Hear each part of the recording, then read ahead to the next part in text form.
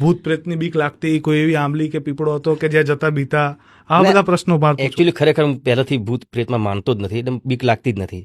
અને નાનપણમાં હું મામાના ત્યાં બહુ રહેતો હતો. દહેગામ વડવાસા મારા મામાનું ઘર છે.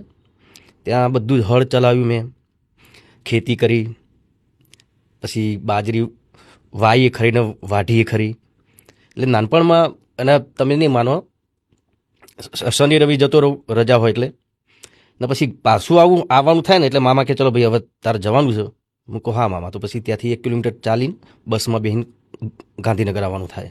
એટલે હું એવું કરતો હતો કે 6 સાડા 6 સુધી બસ સ્ટેન્ડે બેસી, બસ જતી રહે પછી જતો રહું. પછી કહું ભાઈ મામા બસ તો જતી રહી.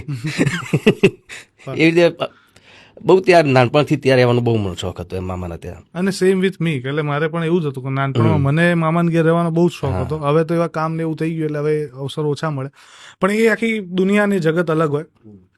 પણ નાનપણમાં કઈ રમત વધારે રમતા? નાનપણમાં ગિલ્લી દંડો રમેલો છું.